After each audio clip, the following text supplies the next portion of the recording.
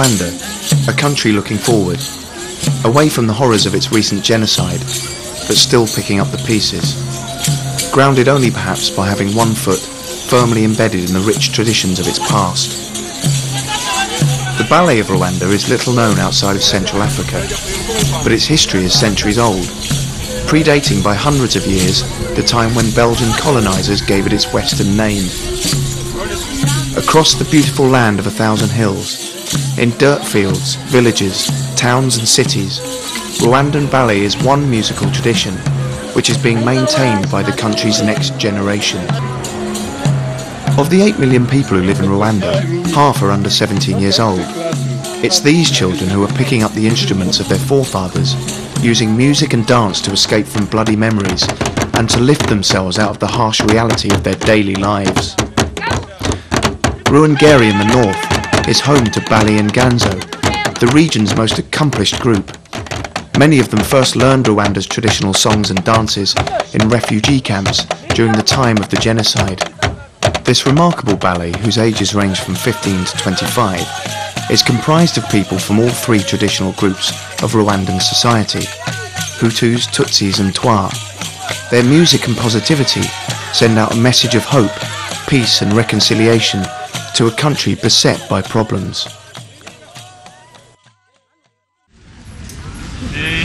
In March 2004, 6 members of Inganzo travelled to Britain to promote their music and culture and to run a series of music workshops in London schools.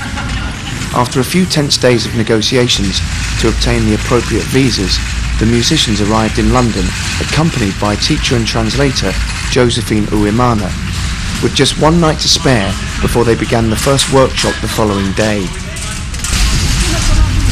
How are you, Josephine? I'm okay. Well done. You got here? Yeah, we got here. We don't know what will happen next. The group headed to the house of one of the tour organisers for a meal and to discuss the work they would be doing in schools over the next 2 weeks. But every day is going to be slightly different.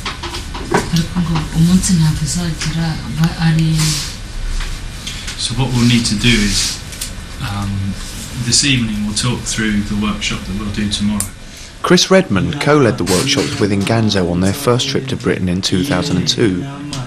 The team were confident they would work well together again as the group's leader, Alfred Sibomana, sung Inganzo's songs to refresh their memories. They call Rwanda the land of 1,000 hills because almost no part of Rwanda isn't either a hill or a valley between a hill. And so from the top of one hill, if you play this drum, and if you're standing on the hill next door, a few miles away, you'll hear that drum. And so it has a communication function as well as a ceremonial one, as well as a community one. Really can't overstate quite how important the drums are in the life of this part of the world. Normally in a Rwandan Inganzo. The workshops, like this one at the charter school in Southwark, combined historical and cultural education with singing, dancing, and the most popular aspect, playing the drums.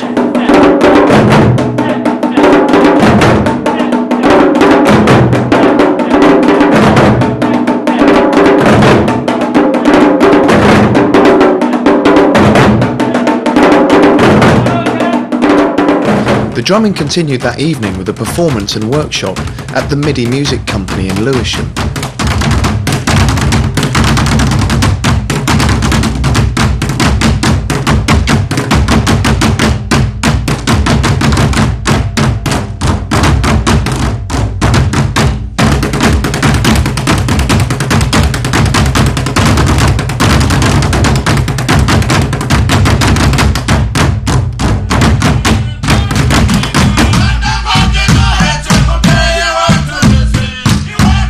The MIDI Music Company, part of a London-wide consortium of community music projects called Sound Connections, was responsible for securing funding for the school's workshops. Here, young members of MIDI's Budding Musicians Club got the chance for some extra special musical study.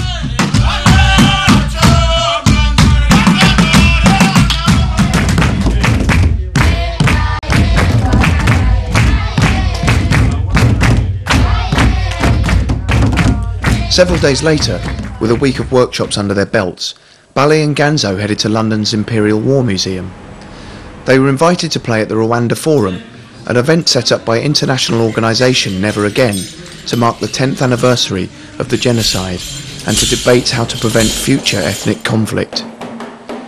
Inganzo finished the day for the delegates on a positive, upbeat note, bringing smiles to the faces of an audience of politicians, ambassadors and charity workers from around the globe.